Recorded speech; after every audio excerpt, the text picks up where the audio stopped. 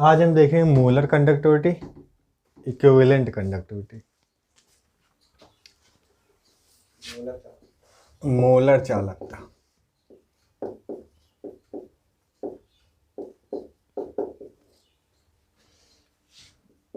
Molar conductivity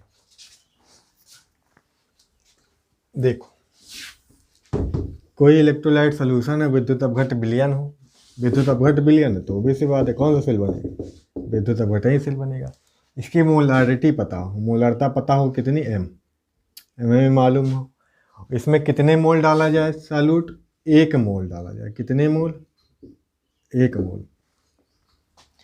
कैसा solution है? Electrolyte solution है।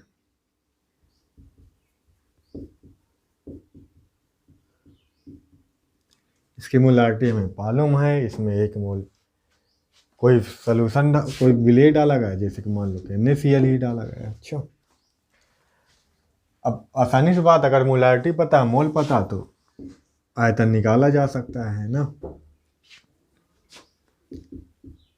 N/V से। यहाँ पे क्या होता है? लीटर में होता है, तो ये क्या है में है? लीटर में। तो क्या हो जाएगा? N/M। ये कितना है? क्योंकि ये कितना है? 1 मोल लिया हमने। N कितना मोल, कितने लिए? 1 मोल लिया। क्लियर है? तो V लीटर कितना हो जाएगा? LTR 1/M हो जाएगा। इसे हमें ml में चेंज करना हो तो 1000 से क्या करेंगे? मल्टीप्लाई कर देंगे इधर। तो V अगर ml में लेंगे तो क्या हो जाएगा? अब ये बना तो क्या हो जाएगा? 1000/M हो जाएगा। ठीक है, अब यहाँ पर 1 लीटर में कितने मोल थे ना, मोलारिटी, यानी कि मोल कितने हैं, क्या चीज़, मतलब N क्या था? N क्या था? मोल थे। तो मोल में कितने ml, यहाँ पे लीटर में है तो लीटर में, लीटर कितने हैं, क्या है में? मोल में। और यहाँ पे क्या है? ml के मोल में। यहाँ पे यूनिट ये बनेगी, यहाँ पे यूनिट ये बनेगी। यहाँ ml में है, यहाँ पे क्या है? लीटर में। कल हम बताए थे कप्पा। कप्पा क्या होता था? विशिष्ट चालकता थी। विशिष्ट चालकता थी तो क्या होता था? ये C/X बताए थे। C क्या होता था? कंडक्टेंस होता था ना, चालकत्व या चालकता। और X क्या होता है? सेल स्थिरांक होता था, सेल कांस्टेंट। तो यहाँ से इसकी डिफिनीशन क्या बताए थे? डिफिनीशन मैंने 2-3 बताई थी। कोई इलेक्ट्रोलाइट सेल हो, इलेक्ट्रोलिटिक सोल्यूशन होगा इसमें। इलेक्ट्रोलिटिक सोल्यूशन ऐसा इलेक्ट्रोलिटिक सोल्यूशन हो जिसमें 2 इलेक्ट्रोड के बीच की दूरी कितनी हो?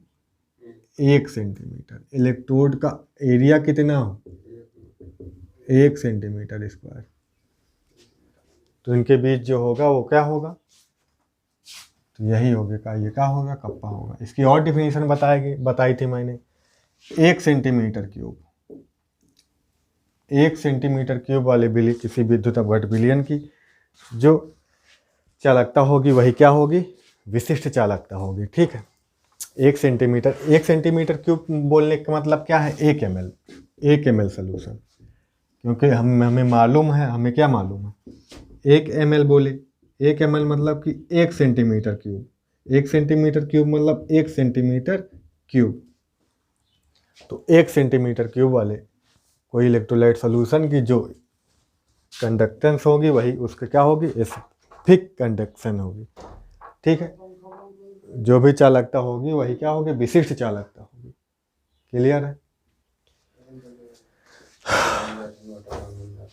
देखो, अब मोलर चालकता के डिनोट किससे करते हैं? कैप M से। कैप M से। तो कैप M क्या होगा? तो यहाँ पे रिलेशन देखो,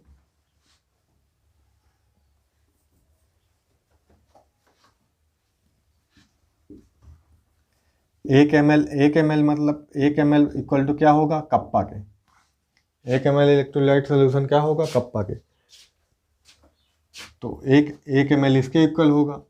तो अगर हमें इतने का निकालना हो तो क्या करेंगे, दोनों तरफ क्या कर देंगे, मल्टीप्लाई कर देंगे 1000/m। इधर भी कप्पा इंटू क्या आ जाएगा, 1000/m आ जाएगा। ठीक है, अब ये क्या होता था, यही तो हमें बताए थे यहाँ पे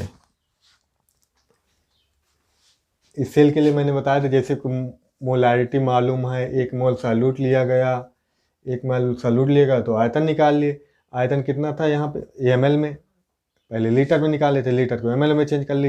ये जो होती थी यहाँ पर जो होगी वो एक मोलैरिटी जितनी भी हो फिक्स, यहाँ पे मोलैरिटी भी लगभग तो जो भी लिया जाएगा यहाँ पे क्या होगी, वो मोलर चालकता होगी। अब इसकी जो चालकता होगी वो जब 1 मोल इलेक्ट्रोलाइट सोल्यूशन में 1 मोल सॉल्यूट हो, उसकी जो कंडक्टिविटी होगी वो क्या होगी, मोलर चालकता होगी। ठीक है, तो यानी कि ये जो होगी वो मोलर चालकता ही होगी। अच्छा, तो ये जो है ये मोलर चालकता ही है, क्योंकि जब कल और स्पेसिफिक ये बताए थे कप्पा स्पेसिफिक कंडेंसेशन क्या होती है 1 सेंटीमीटर क्यूब वाले विलियन के लिए। ठीक है, 1 सेंटीमीटर क्यूब वाला विलियन है तो वो क्या होगी, विशिष्ट चालकता। एक मोल वाला विलियन हो तो, एक मोल विलेय पदार्थ वाला विलियन हो तो वो क्या होगी, मोलर चालकता होगी। ठीक है, तो ये इसका मतलब क्या हुआ, यही हुआ मोलर चालकता। मोलर चालकता मतलब कि कैप m, तो कैप m इक्वल टू कितना बना, कप्पा इंटू 1000/m।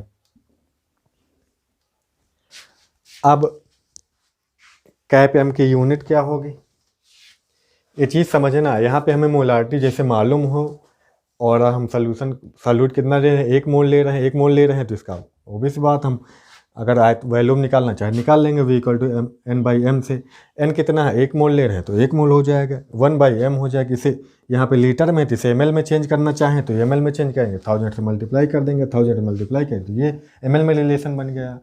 तो ये जो ml के लिए 1 मोल के लिए जो कंडक्टेंस होगा वो क्या होगी, वही होगी क्या, मोलर चालकता होगी।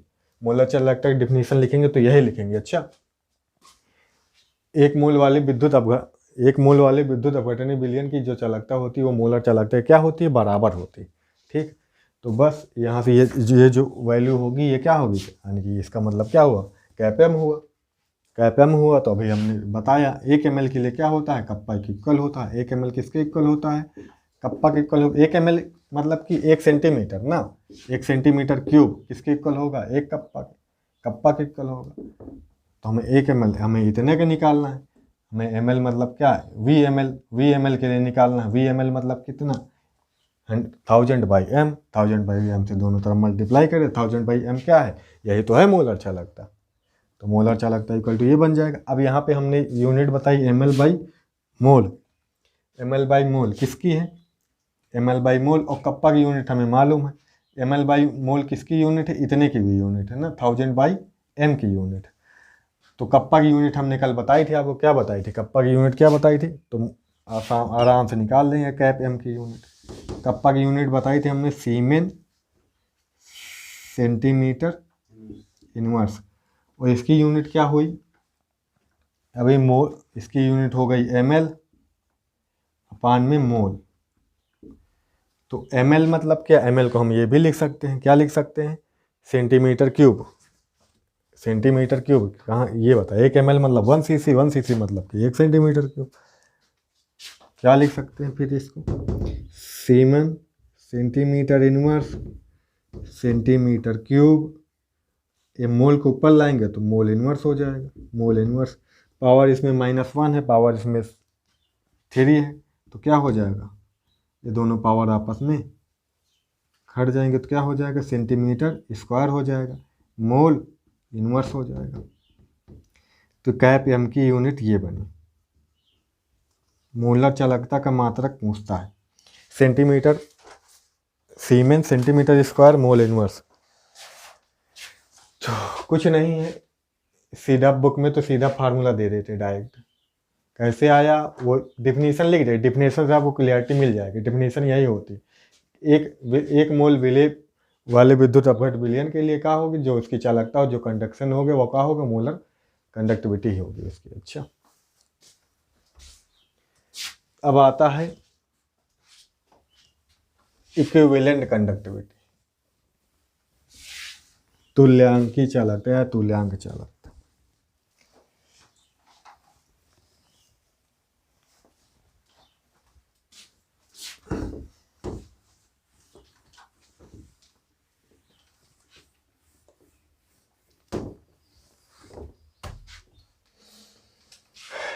इसे कैप EQ से दिखाएंगे। अच्छा,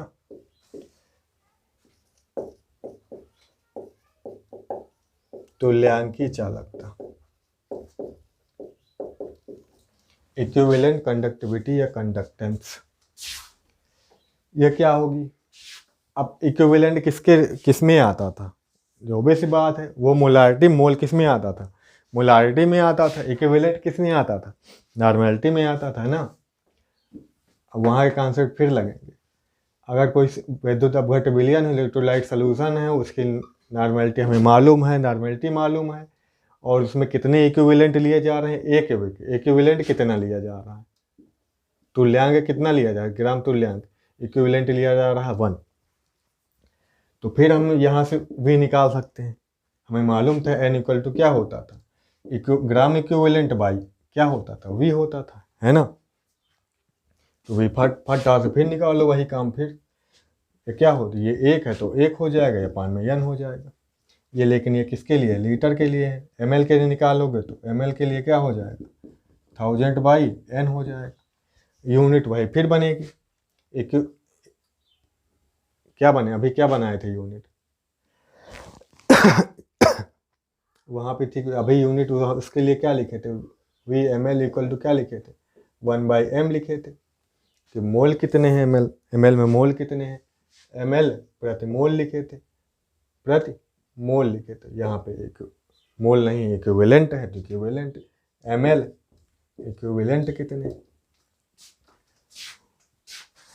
यानी कि एक इक्विवेलेंट के लिए जो चालकता होगी, एक इक्विवेलेंट वाले इलेक्ट्रोलाइट सॉल्यूशन के लिए जो कंडक्शन होगी, जो चालकता होगी, वो क्या होगी? तुल्यांकी चालकता होगी। बात समझ में आई?